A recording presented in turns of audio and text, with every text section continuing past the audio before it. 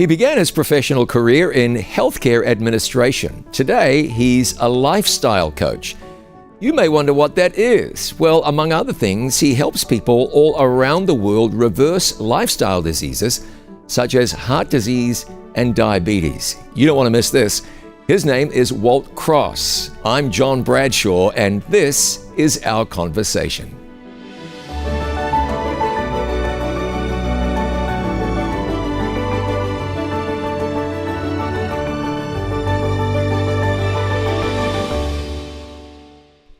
Walt Cross, thanks so much for joining me. I appreciate you being here. Thank you, sir. Today, you're a lifestyle coach. What's a lifestyle coach? It's a person who helps another person with changing their lifestyle. A lot of times it's not that person who just wants to change their lifestyle to change it, but they're coming in with health issues and they're tired of the side effects or the conventional not working, and they're looking for something that may work better. Okay, so the sorts of things you typically help people with, I mentioned diabetes. Yes. Diabetes can be reversed, yes or no? Oh, absolutely. By some or many or most people who suffer with type 2 diabetes? We found over 98%. Okay. Heart disease can be successfully treated, yes or no? Significantly, yes. Significant. No, we're not making blanket promises because it's not all created equal. Nothing's 100%. Okay, so what you hold, the keys, if you like, to reversing lifestyle illnesses such as diabetes, heart disease, you say it can be done. You've seen it done? Absolutely. Repeatedly? Absolutely. Are you against conventional medicine? No. Okay, no, that's important we point that out because I don't want anybody thinking, oh, these are guys who are going to cure everything with acai berries and don't want anybody to go to the doctor. That's not you. No. Okay, and you spent 2 decades in the conventional healthcare system as an administrator. Yes.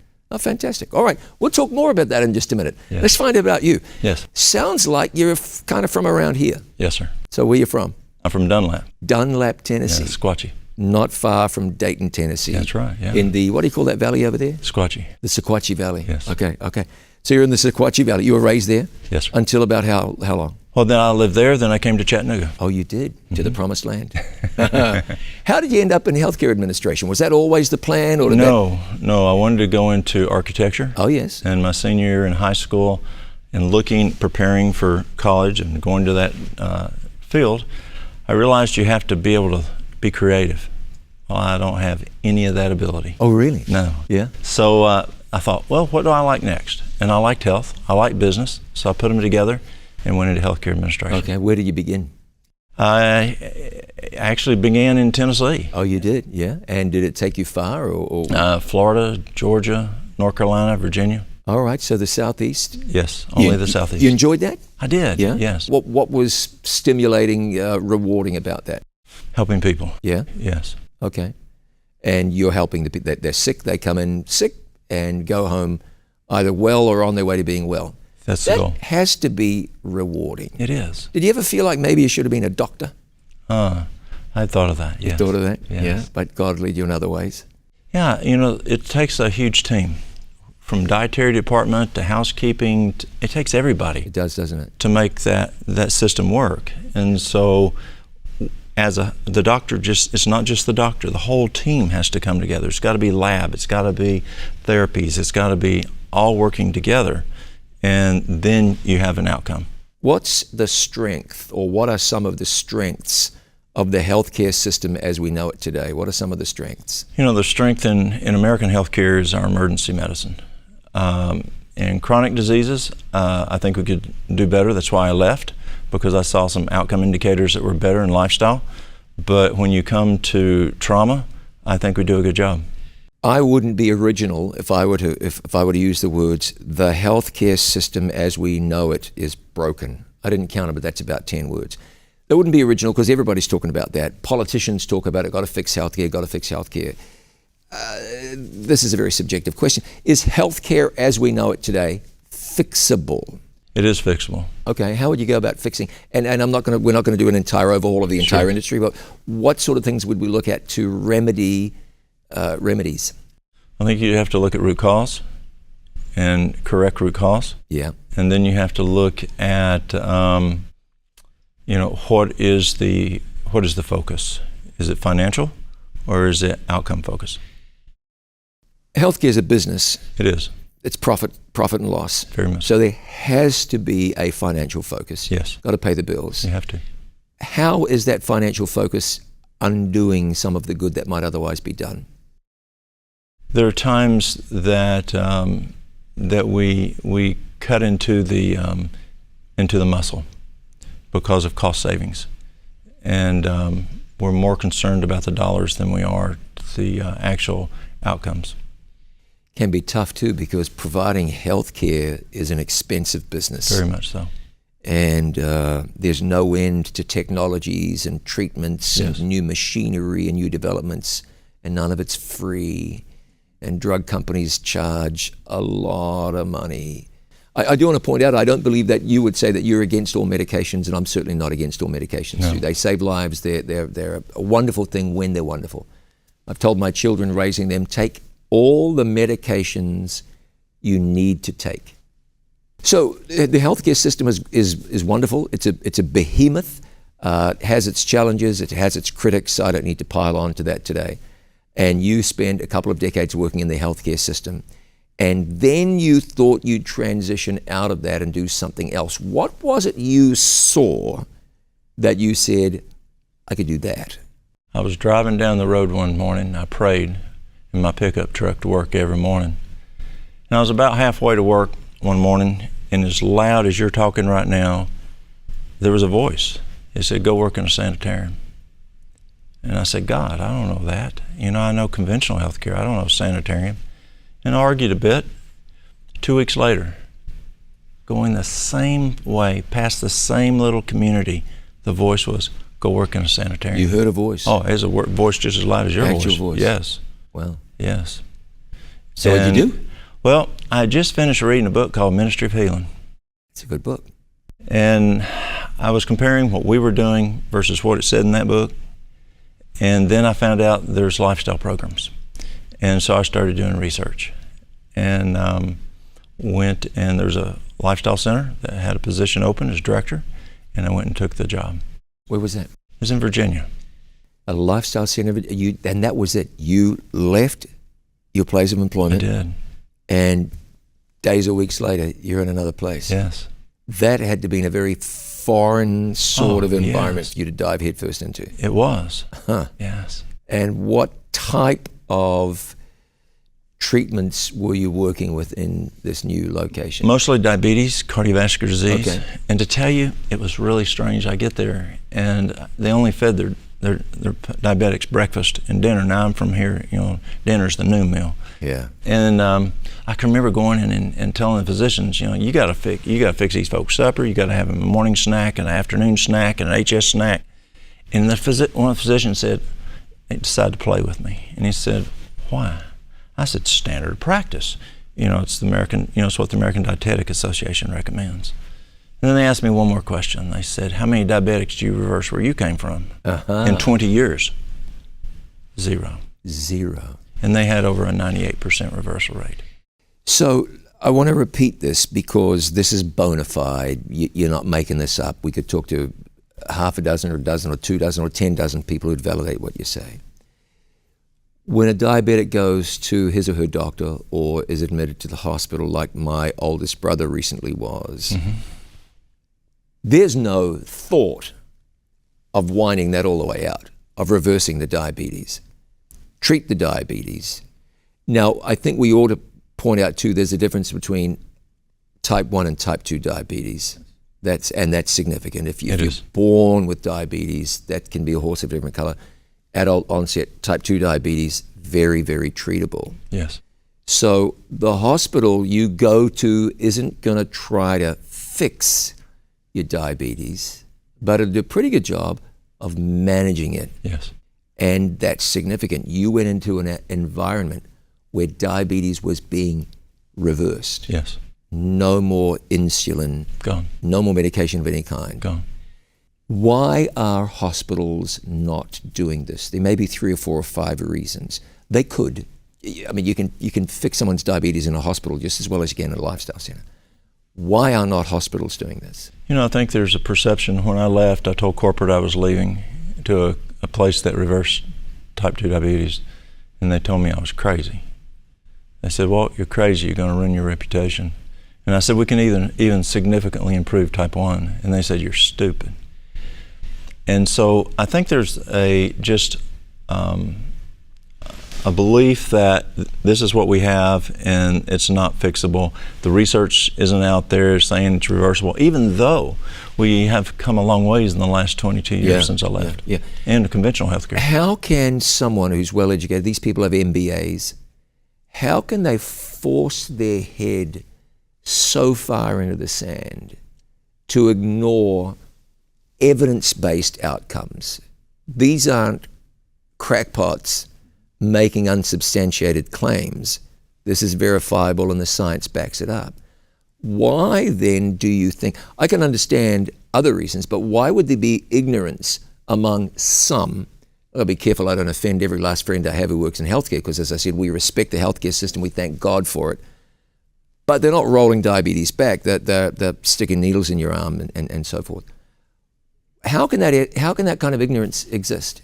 I think one is you're jumping out of standard of practice. Okay. There's always a little fear involved there. There is. When you step out of standard of practice, you don't have the, from a liability standpoint. And there we have it. I mean, if something goes wrong with insulin, metformin, you got 50 doctors you can bring in the courtroom and say, I'd do the exact same thing. Yeah. When you step outside of standard of practice, you got a family to take care of. That's right. Yeah. Or even more so today is a lot of physicians don't work for themselves. They work for groups. And so it's, they can't just step out and do that because the group wouldn't agree with it. So there's that, the standard of practice, the system as we know it. There's got to be an element of protecting the system. And then I wonder this. Not everybody wants to go to a lifestyle center for a week or 2 or 3 and have their diabetes reversed. There is no shortage of people living in the United States who want a pill or an injection. Don't bother me with this other foolishness.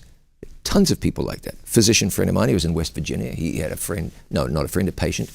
And he said to the patient, Ed, I'll call him Ed, really all you need to do is drink more water and walk around the block once a day. You'll be fine. Yes. That's all you need to do. And Ed said, Doctor, are you going to give me a pill? That's right. Or am I going to go find me another doctor who will? That's exactly right. He wrote him a prescription and sent him on his way. It's true. So we have That's a big part of it. Both sides, right? Yeah, we do. Reluctance on the part of people. So you're dealing with diabetes, and I said before I would ask you this. I would ask you to explain to me how diabetes may be reversed. How's that happen? The key is root cause. Root cause. Yes. If I have, say, a piece of sandpaper and I'm rubbing it in my arm, what's going to happen to the skin? Yeah, nothing good. It's going to rip hide off of it. Yeah. And you say, well, Walt, let me put some medicine on there. And you put medicine on there. And then you leave and I go to rubbing it again. And then you come back and say, oh, you need some medicine on there. Yes, it's hurting. I'm down to the bone. And you put more medicine, then is it going to heal? Yeah, no. You got to get rid of the cause. And so you've got to, when we look at diseases, we've got to look at the physiology. What is the cause? A surgeon once told me, he was the top surgeon in Philadelphia in his field, and he said, Walt, you got to do 4 things to reverse disease. Number 1, you've got to identify the organ or organs that are dealing with that primary concern. Then you've got to identify the organs or systems that may affect that. Let's say it's stress. Okay. Which organ is that? It's the brain. Sure. So are there other organs or systems that can affect brain function? Cardiovascular, digestive. Number 2. So then you have to take away anything which may harm any of those organs or systems. It could be diet. It could be lack of sleep. It could be dehydration. It could be smoking or alcohol, illicit drug, whatever it may be. And then he says you've got to give those organs and systems what they need to run well. And he says you cure disease. It's pretty simple when you boil it down like that. Yes, and it was true, and that's what I use on a daily basis.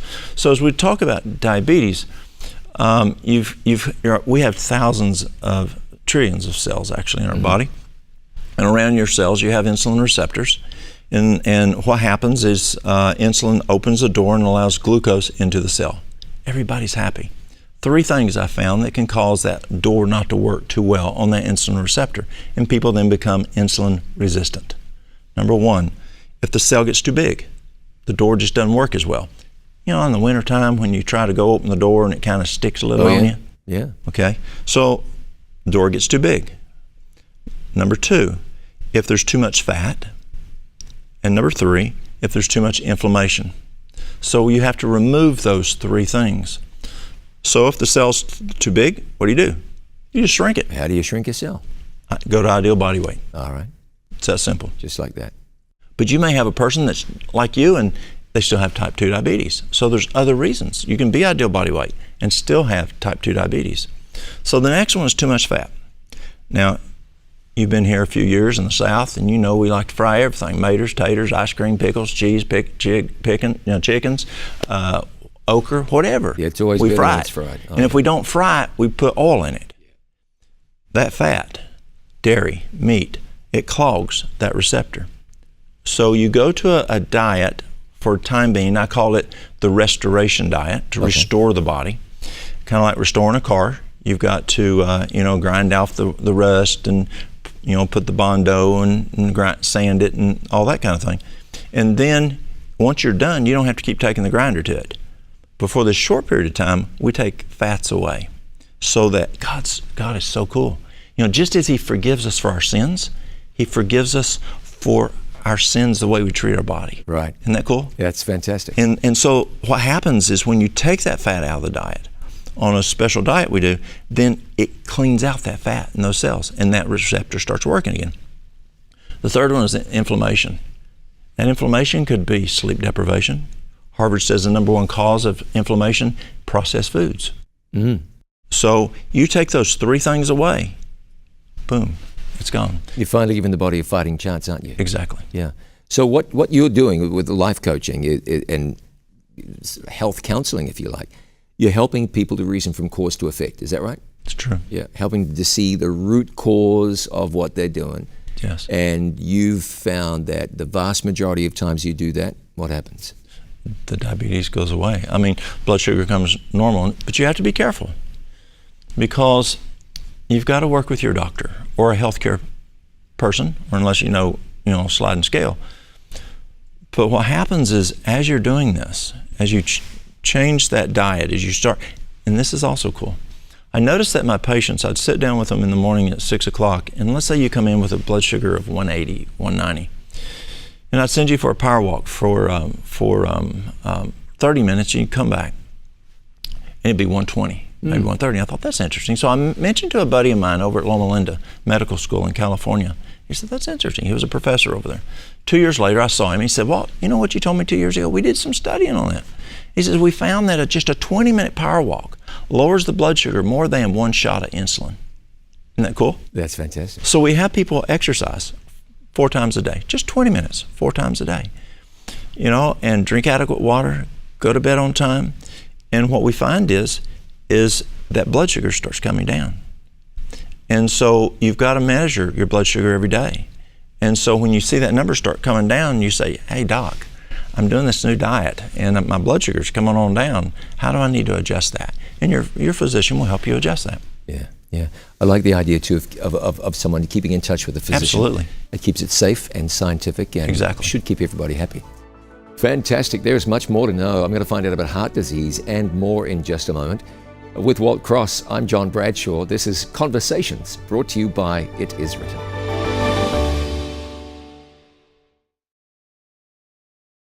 Hello, I'm Dr. David DeRose, a specialist in internal medicine and preventive medicine. And I've been surprised over the years in working with patients and studying the medical research literature just how powerful hemorrheology is when it comes to health. You may be wondering, what is hemorrheology? Well, I call it the Methuselah factor, and that's the title of my book. The Methuselah factor really helps you connect with things that can help your blood be more fluid. You say, why is that important? It's important because it can help you decrease your risk of a stroke or a heart attack, even lower your risk of cancer. But it's a whole lot more than just preventing killer diseases. If you improve your blood fluidity, your mind will work better, you'll perform physically better, and you'll decrease your risk of dementia. So don't hesitate. Dive into the Methuselah Factor. Make a difference in your life and the life of those that you love.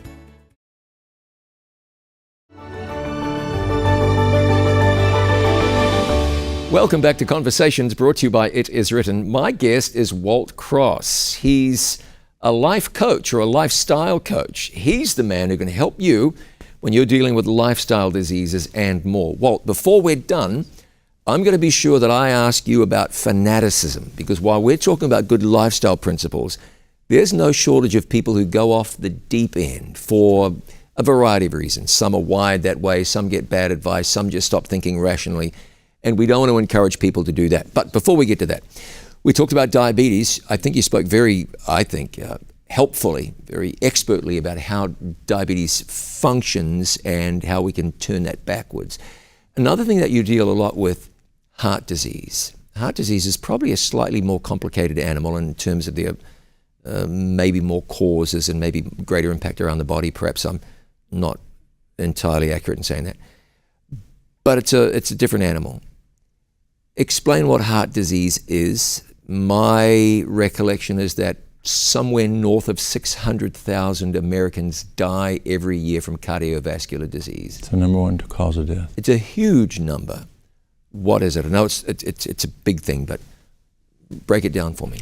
When you look at cardiovascular disease, you look at, there's a number of issues. Yeah. You know, does a person have hypertension? Does a person have atherosclerosis, arteriosclerosis? Do they have issues of electrical issues? You know, arrhythmias. Do they have? So you got to identify, again, going back to the cause. The cure is in the cause, and so you've got to identify what the cause. Let's look at hypertension. Hypertension.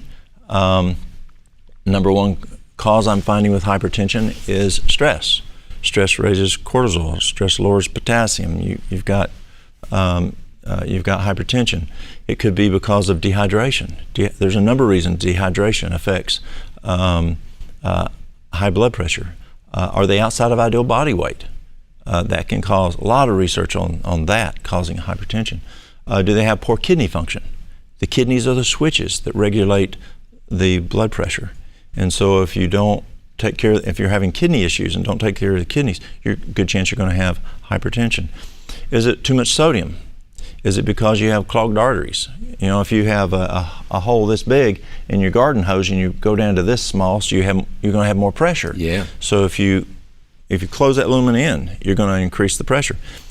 Is it hardening the arteries? You know, if every time the pump pumps, the pipe goes like this, then the pressure won't be bad. But if you go rigid, then your inside pressure is going to go up because it doesn't do this anymore. Or is it heart issues? So there's a number of things that cause hypertension. And so you want to find which one it is and then fix what's causing it. If it's an issue of, let's say it's electrical, you want to figure out what's going on there. There's some things that can help with the electrical. But the big issue out there that I find in cardiovascular is diet. A lot of folks just don't eat a healthy diet, especially here in the South.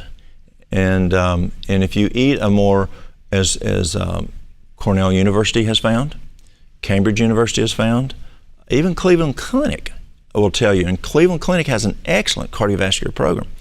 And they have found that if you'll eat a whole food, plant-based diet with variety, three things, and Harvard is very sticky on this, just like Cornell is. It's got to be variety. We're not dogs, same old, same old. We need variety for different nutrients. But it's not just plant-based. Fruit Loops are plant-based. Yeah, there you go. That's Oreos right. are plant-based. Yeah, French fries are vegan. Yeah, exactly. So it's got to be whole food, plant-based, with variety. That is huge, huge on changing cardiovascular function. And then you add in, is there adequate exercise? Hey, let me interrupt you and back up. Whole food, plant-based, that's not very hard. It's not. It's not very, really. Yeah. What does that mean? And I don't want to, we're not even going to use the word salad unless somebody storms out of the room in disgust. Yeah. What does that mean? If I were eating the typical sad standard American diet and wanted to start transitioning to a whole foods, plant-based diet, what sort of changes would I begin to make in my life? Easy, baby steps. What would I start doing? Well, first of all, look at what you're eating. A lot of folks, they write down what you're eating now and look at the volume of variety. Yeah, garbage and not much variety. Let's just say that. And so what I have a sheet of paper. Is that question comes up. Well, I'm not a rabbit. Yeah, there you go. And so I have a piece of paper that has just a huge list of fruit. Now, when I go to Africa, let me tell you what. The African food is huge. I mean, it taste buds just go. And I was in Papua New Guinea, and we ate a pineapple. Oh yeah. And I've eaten pineapple before. Yeah. But this was like going from black and white TV to 4K Absolutely. color. The difference is unbelievable. Yeah. Have you had tree tomatoes? Oh, tamarillos, yes, in New Zealand I had them. Oh, they're great. You don't eat them when they're not ripe because they'll turn you inside out. They're fabulous things. They are. And so when you look at all these types of fruit, it's amazing. Yeah, there are all sorts of stuff. Yeah. There is. And then I have a list of all kinds of vegetables. There's a lot of vegetables. That's right. And then I have all these nuts, then all these seeds, and all these grains. There's a lot of variety there. Yeah. And so what you don't want to do is when you start eating this whole food plant-based diet, and I'm not a vegan. I got leather shoes here. Oh, look at that. Yeah, Yes, you so, do. Yeah. And I've got a leather belt in my regular pants. Yeah. And so I'm not vegan. And so vegan don't do anything with any animals. I'm plant-based. All right. And so when you look at all the variety there's a lot of variety of food. And so you just add a little at a time. And so let's say a morning breakfast might be, folks tell me, Pop-Tarts, eating Pop-Tarts and a cup of coffee. are they swinging to the fast food on the way to work? Oh. And I say, listen, we can still do fast food. Fast food's okay. Here's how you do fast food. So the night before, you get you a poke. You know what a poke is? No. A little brown bag. Oh, yeah, okay, yes, I do understand, yeah. And then Grandma used to talk about Pop. Yeah, and so you then put, say, a banana, an apple. Don't do a pear. It gets a little messy. It can get messy. And then get you some grapes, and then get you some walnuts, maybe some almonds. Put it in that bag. And then when you run out the door the next morning, grab it, and in drive time, you can eat that. That was fast. Yeah. Yeah. And so it's not going to mess you up, but it's healthy food, and that's fast food. Yeah, that's healthy fast food. Start out with that. And then as you can, add some oatmeal. Add some grits. Now, some of y'all's folks may not know what grits are. Well, they ought to. Yeah, they should, Yeah. especially the yellow grits. They are really good. No, they're good. I grew up with white grits, but Yeah. yellow White grits. grits are good. Yeah, they are. I've But learned yellow to love grits them. even better. Yeah. And so, there's quinoa, there's couscous, there's all kinds of grains. And then when you go to the noon meal, which we call dinner, and you've got your salad, but put all kinds of stuff in there, not just lettuce, but you're putting celery and cucumbers and broccoli and cauliflower. Put some okra in there, and you can put the different foods in there. But you can eat some beans and some many vegetables you can put in there. Yeah. And so there's just look at that huge list of a variety of foods. By the way, speaking of okra, before we began here, Yes. we mentioned okra in conversation, and you earned my undying respect because I asked you a question I've asked many people. You're the only person ever to give me the right answer when I asked you what's the best way to eat okra, and you responded by saying, It's raw. eat it raw. Yeah, right off the plant. It's fantastic. This long. Perfect. Yeah, That that's long. great. But you know what? I've got to tell you this. I mentioned to Walt that if you really want to do okra good, you make up a little peanut sauce and dip that okra in raw okra in peanut sauce. It's like nothing else. The stuff is fantastic. So plant more okra next year, particularly if you're in the South. It grows like weeds, easy to grow. And you get some peanut sauce or not, and you'll be a happy camper. So it doesn't have to be boring, does it? No, and by no. introducing these steps, is it okay to go slow, or do I need to dive in the deep end? It depends on what's the acuity. As you talk about cardiovascular disease, do you have an ejection fraction of 20, 25, 30? Then you need to jump in pretty fast. But if you just want to change over slowly if you want to. Try this dish, try that. Melody Prettyman. Melody, Chef Melody. You've got Mark Anthony, Chef Anthony. You've got plenty of cookbooks out there. Oh yeah, Fake House's got a great book to sell, and Karen Lynch. And, oh yes, yeah. And so try some of those cookbooks. Just add something in. Just keep throwing it in. Yeah, can't go wrong. Yes. So heart disease, I think I might have pulled you up short earlier on a question and asked you to drill down about heart disease, but that's okay. So you are finding, okay, what sort of results do you see? I've heard the stories about the fellow who was so unwell, so unhealthy, he couldn't walk to his mailbox to get the mail and walk back inside. He simply couldn't do it. And then after a program like the one you're talking about, before too long, he was walking 2, 4, 6 miles in a day. Yes. No problem. Yes. Tell me some stories about what you've seen actually transpire in a person's life who has implemented changes. A year ago, Mm-hmm. My wife, about a year and a half, knew something was wrong. And we started checking it out, ended up going to UAB, University of Alabama at Birmingham. My ejection fraction is probably 65, 60, 65. That's when you have that left ventricle. It's a fraction of how much blood it sucks in, squirts out. Mm-hmm. And hers was a 10, 15, barely moving. And so they went in, they wanted to look at it, and they said, oh, it's probably just need a stent. They went in and they said, oh, it's squeaky clean. Now here's a person who's, got a squeaky clean one. They went in and they found there's some damage in there. And they said, that's only caused by a drug. Have you ever taken this drug? She says, yes, 44 years ago when I had chemotherapy. Well. And so they whisk her from the Kirkland Clinic straight over to the heart transplant unit and put her right there. And they were looking at possibly, looking at a heart transplant. They said there was nothing could be done other than, they said if we left her like she was, she wouldn't make a year, she would die. Let's point out this is UAB. Yes. This is a decent place. It's an excellent cardiac unit. Well-renowned hospital. Yes. And so we stayed there a little bit, and so I said, let's see what we can do with lifestyle. I left her today, and she was working away at the store. Her ejection fractions come back. No, it's not a 60, 65 yet, but it's improving. And so not only is there just lifestyle, I mean, she had a good lifestyle. She broke the record. They've never seen a person go, normally she took a drug called the Red Devil. It's adriamycin. And they used it for chemotherapy when she was 15.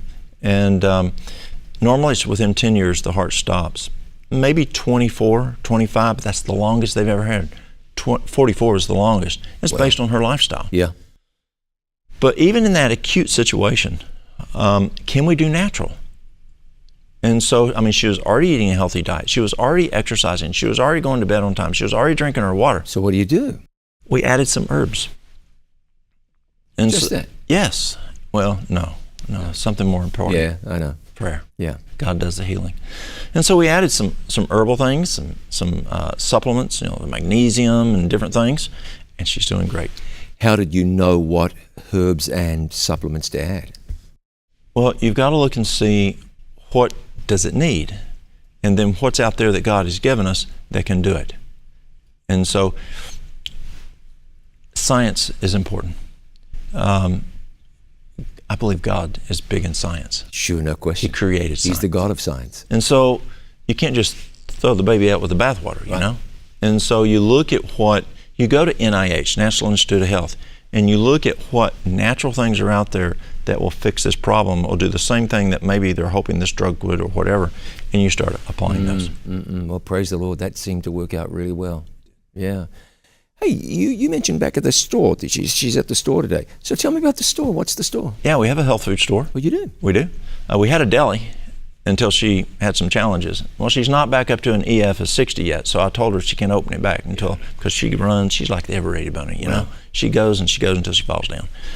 But we have a health food store, and people come in with, it could be, one lady, when I was teaching a stop smoking clinic one time, a lady calls and they bring the phone to me. She says, her name's Karen. She says, Karen, I think my little boy broke his arm. I said, Karen, you need to go to the emergency room. Well, I need you to look at it first. I said, I don't have x-ray vision, but come on by. And it was angulated, and go to the emergency room. So people come by with a lot of health issues. Yeah. And we do get those people who come in and say, I want to change my diabetes. I want to get rid of diabetes. I want to get rid of cardiovascular disease. And I start talking about they need to cut out the hog jowl and the chitlins and the biscuits and gravy, and that kind of is a problem. And, well, no, they don't want to do that. Yeah. But that's their choice, God allows us choice. And so you've got to get rid of the cause, and that unhealthy diet has a big impact on that diabetes. Here's the thing, though. There's a reason people eat garbage. No, it tastes good. Yeah. Cultural? It's cultural, big time. It tastes good. Yeah, culture's huge. But I tell you, man, healthy food doesn't taste bad. It's delicious. It's fantastic, particularly if you know what you're doing. You got to train the tongue. And you learn. Yeah, that's right. You can learn. I remember when I was brand new Christian, going to church, and had a fellowship meal, and this little girl, and was Keisha, I'll never forget her name. Keisha was eating green olives. I said, "Oh, you eat those things?" And she looked at me with a smile. She said, "They're so nice." And I thought, if a 5-year-old girl can eat green olives, and so can I. When I came to the United States, everywhere you go, there's cilantro, particularly if you're at a Mexican place, there's cilantro in the salsa. Yeah. And I despise cilantro. I figured if I'm going to eat salsa, I got to figure out the cilantro thing. I chose to like it, and now I like it as much as I like it. Put it in your black beans. It's delicious. Yeah, you use it in many ways. So you can train the taste buds. You can. I just don't like, well, maybe there's that 1 in a million thing, you're never going to get over it. But by and large, yeah, you can. You can like what you tell yourself you're going to like, sure. right? Yeah. So there are some barriers to people making good decisions. We need to talk about the role of faith in adopting lifestyle practices, the role of the Holy Spirit. So we'll talk about some of those things in a moment, but we've got about a minute and a half. Tell me what another couple of things, lifestyle issues that maybe people aren't aware that lifestyle change can really impact. You got about a minute. Yeah, sleep is a huge one. People, they think, well, I can get by on 4 hours sleep. I can get by on 6 hours sleep, Yeah. And we're now learning that, your lymphatic system. Well, when I was in school, we didn't know, we took anatomy and physiology and biology and chemistry, all those courses. We did not know that the brain had a lymphatic system. It's called the glymphatic system. And we just found that out, in around 2013, actually your friend Brad is the one that taught me, Brad Envy. So? Yes. Yeah. And so we find that when you go to bed around 9 o'clock, that the brain does a deep cleaning. And then from about 9 to 10, and then from 10 to midnight, it does a thorough cleaning and flushing. And if you're not asleep, it's not working too well. And they thought it was only just going to bed those hours before midnight, which the hours before midnight, we know are worth twice the hours after midnight. Yeah. But they've now found that even exercise turns on the glymphatic system. But Harvard says this, even though we thought that only going to bed by those hours before midnight turn on the glymphatic system, we have found there is something else that turns on the glymphatic system. But, bold letters, red, you need to do both, and that's exercise. There you go. 2 separate ways turns on the glymphatic. And sleep is imperative. Yeah. It really is. Yeah, but it's 3 things. You got the hours of sleep, then the hours before midnight, and then you need good sleep that you stay asleep so you get that REM sleep. Fantastic. Okay. I said there's a couple of things we're going to ask you about in a moment, and we will, and I hope you hang around to join us. I'm having a good time. Here's Walt Cross, and I'm John Bradshaw. More of our conversation in just a moment.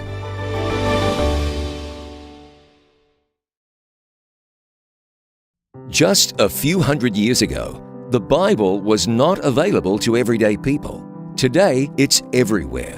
What happened to bring the Word of God to the world? Join me for part 2 of Ancient Wisdom, Present Power, as archaeologist and theologian Dr. Michael Hazel takes us back in time to the events that led to the Bible being propelled to the forefront of Western society and then the world.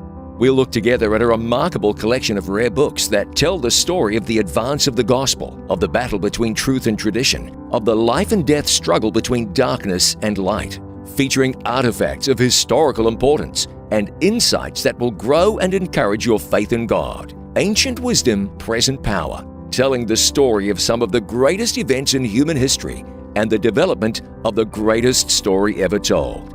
Don't miss part 2 of Ancient Wisdom, Present Power, brought to you by It Is Written TV. Welcome to Line Upon Line, brought to you by It Is Written. Was it God's plan for sin to enter the world? Is the building of a temple necessary before Jesus returns? That's a good question. And I think we've got a pretty good answer for you here. Temptation is not sin. God says, put me to the test.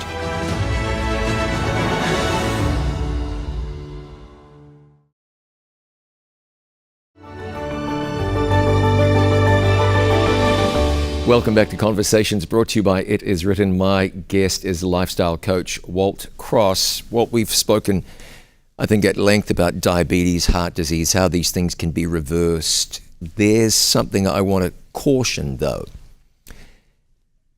It seems to me the minute you start talking about taking a whole foods, plant-based approach to disease, that there might be someone who says, if I just drink more carrot juice, I can get rid of my duodenal ulcer or my brain tumor. And there are some people who tend to take even good things too far or go into something unwisely. Talk to me about the dangers of that. How do we avoid going crazy with this stuff? You know, you asked me a question at first. You know, what did I think about pharmaceuticals? Did I agree with pharmaceuticals? Sure. I believe that our study should be into physiology. And as we understand physiology, we change lifestyles. And with the change of lifestyles, adding lifestyles, we don't have to use some of those pharmaceuticals. Oh, yeah, nearly as much, yeah. Yes.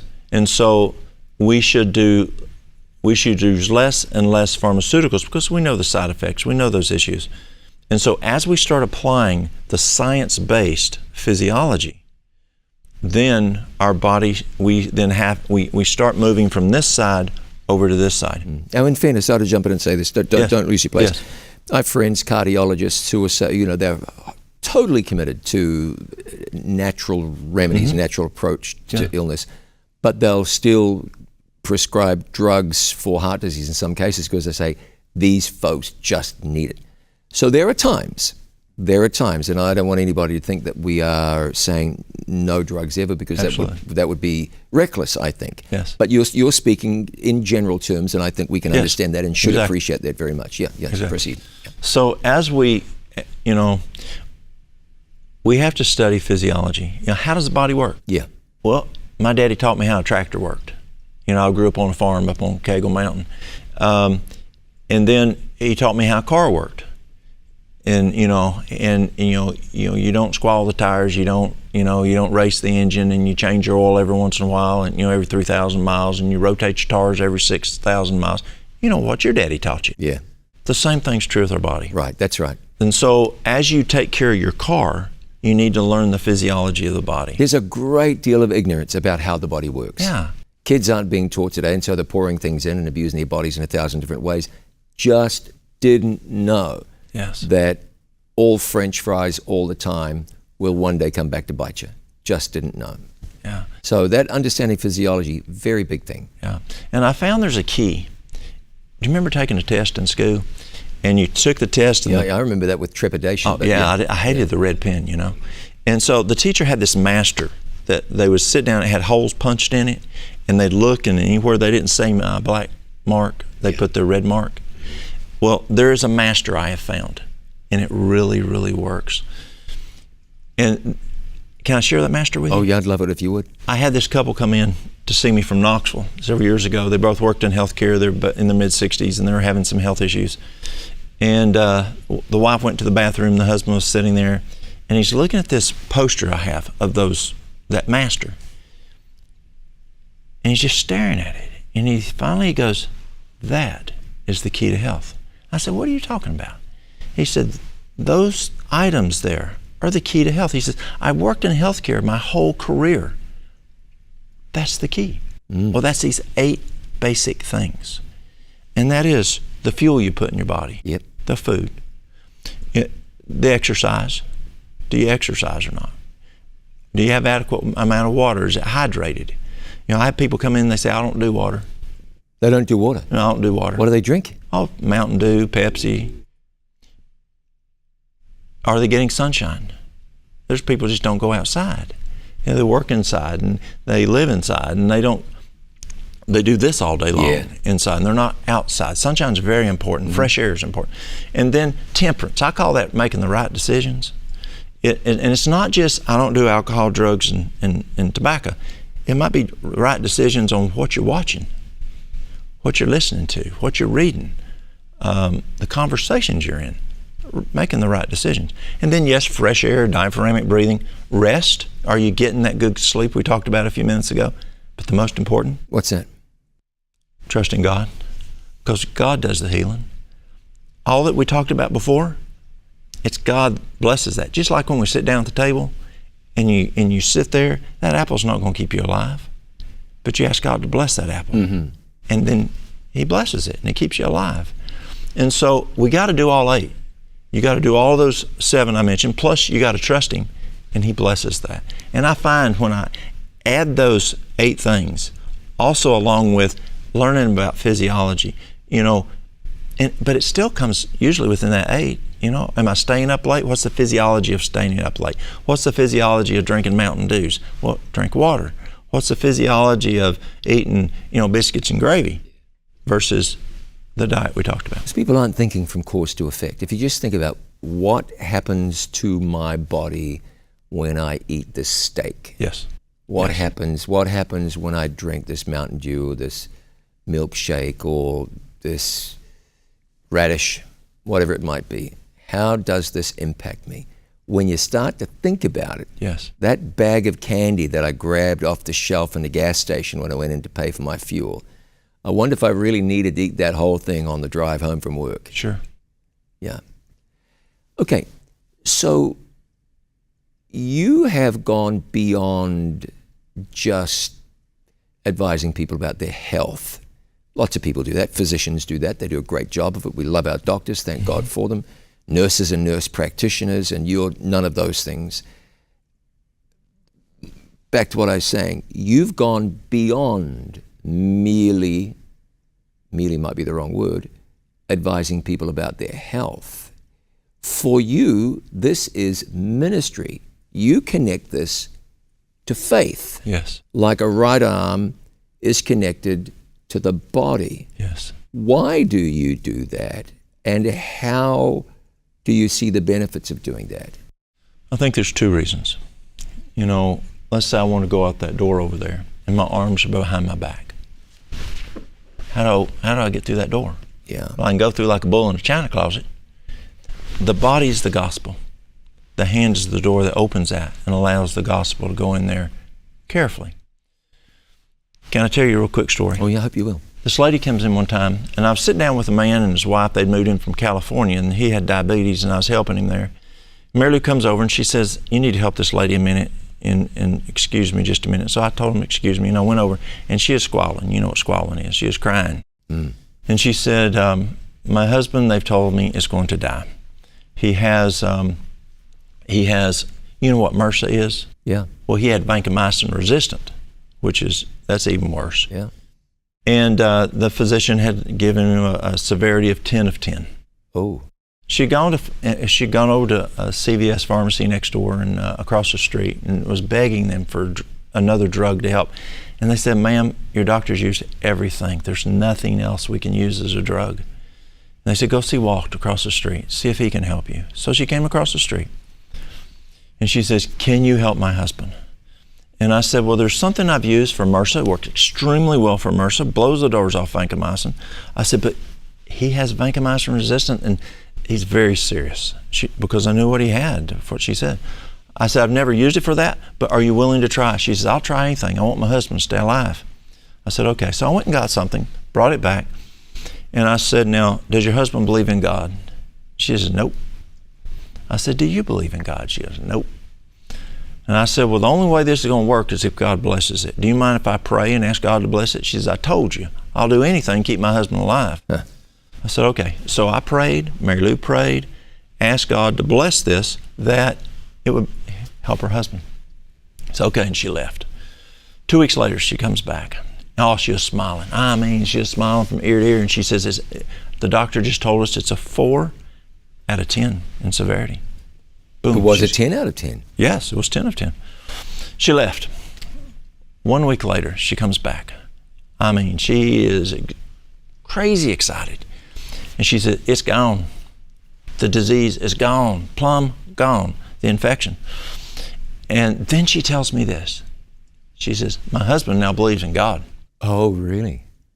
See how it works? Yeah, that's a great See, story. I didn't say I could make him better. I didn't say what I gave would fix him. I said only God could fix him. And she said, he believes in God. Boom, she was gone. This was in 2005. 2 years ago, I was up by, we have a huge herb cabinet. We do herbs. And this lady comes in, she says, my husband wants to quit smoking. Anything to help him? To help him with getting the desire away? I said, sure. I said, take 1/4 of a cup of honey, your Manuka honey cold work. Yeah, that's a good stuff. 3/4 of a cup of lemon juice, and 1/3 of a teaspoon of peppermint essential oil. Mix it up and have him take a nip anytime he gets a hankering. Now, for some folks, a nip is a little drink, and a hankering's a desire for. There you go. She's a country I'm glad lady. we have you here to translate. Yes. Yeah. And she goes, okay, great. She writes it down. She starts to head out the door, and I said, but wait, don't forget the most important thing. And she says, what's that? The peppermint? I said, no, prayer. She goes, you don't remember me, do you? I said, no, ma'am. She says, she comes back in, she starts telling the story. It was that lady. Is that right? I Same said, woman? I need to talk to you. I got some questions. Same husband? Yeah. I said, does he still believe in God? She goes, oh, yes, he does. I said, I didn't get to ask you before you left. Do you believe in God? She goes, oh, yes, I believe in God. Right? And I said, so what you doing church wife? She goes, oh, we're very involved in Lincoln Baptist Church, and we're just love God. And she said, all took place right here. Now, I don't know where that lady's going from here, but do you see how it works? Yeah. That's why I do it. The second reason I do it is because, see, for people to hear the Holy Spirit, the brain's got to work good. And so if you want the brain to work well, use those 8 laws I talked about. That makes the brain work better. And when the brain works better, they can hear the Holy Spirit. And they can discern God's Word when you share the gospel with them. That's why I do what I do.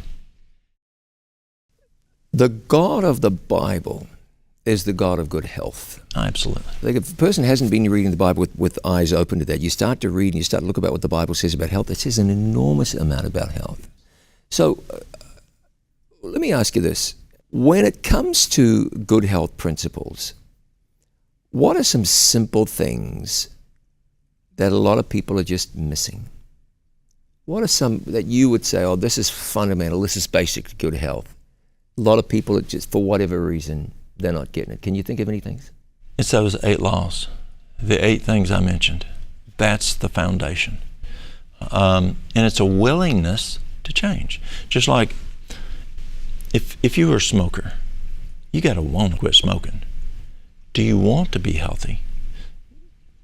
So that person needs to make a decision here to make that change. And that comes first. Yeah, what do you find motivates that person? So there's someone who's like, yeah, I'm 200 pounds overweight, but man, I know everything you're saying is right, but I love this tub of ice cream and bag of M&Ms I eat every night before I go to bed. They know they should, but they don't really want to. How does a person get to the place they want to change? And then this is a little trickier. How do you help a family member to see that God has a better plan for them? You know, it's unfortunately, that person has a heart attack. You know, something major happens and they live through it. Yeah. Or they go in, the doc says, you know, you got an occlusion, you know, you got the widowmaker, you got whatever. And sometimes they're so severe that lifestyle change is too slow, and they're going to have some work done in there. Yeah. By that surgeon. But sometimes it's that they hit the wall, and or he may be a trucker, drives and he's going to lose his CDLs if he goes on the needle. Yeah. And so they usually have to hit the wall or about to hit the wall. Yeah, a friend of mine was overweight. He went to the doctor. The doctor said, you are developing a serious disease. The only thing for you is to lose weight or else. And so he did. He made some radical changes, did fantastic. You barely recognized him. He lost a pile of weight. He suddenly was motivated, and there it was. But man, you don't want to wait until the doctor says the writing's on the wall. Not at all.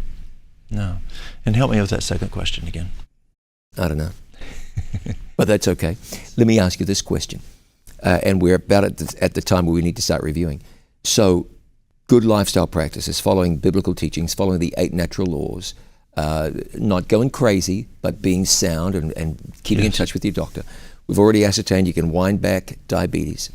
You can address all kinds of heart disease. Yes. You even spoke about MRSA, and I bet you that came as a surprise. What are some of the other things that, and we don't need to go into the house, sure. but what are some other things that, like, I didn't know that there's a way to address this just through lifestyle? What are some of those other things? Might even surprise somebody. Let's say it's gout. Okay. And so, can you plumb reverse it? You got to get to the cause. What's causing the gout? It could be, we used to think it was just the red meat, but we're finding any of the meats is exacerbating it. And any of the dried beans, pinto beans, soup beans, lentils. Really? Yeah. Not good for gout? No. Beans is supposed to be good for everything. Yeah, but not gout. Oh. Yeah. It could be oatmeal even, could be a problem. Even brown rice could be a problem for that person. Yeah. It could be sugar. Sugar's huge. Alcohol, sugar. Yeah. High fructose corn syrup. Sure. Is in so much. It's in everything these days. Yeah. And so you want to get that caused. And then we've known for years tart cherry juice. We used that when I worked in regular healthcare. Tart cherry juice, great. Celery seeds, great. But you want to find what's that cause. The cure is in the cause. So you find out what's causing it, remove that.